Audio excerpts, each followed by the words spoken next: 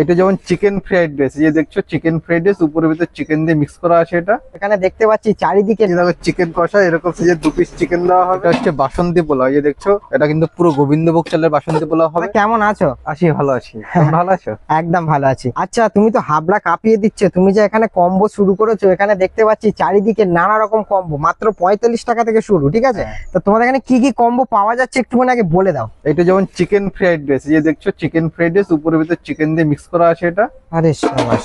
আর এটা হচ্ছে বাসন্তী পোলাও, এই যে দেখছো এটা কিন্তু পুরো গোবিন্দভোগ চালের বাসন্তী পোলাও হবে। একদম এটা গোবিন্দভোগ চালে? গোবিন্দভোগ চালের, এখন অব্দি দিচ্ছি এই দামের মধ্যে।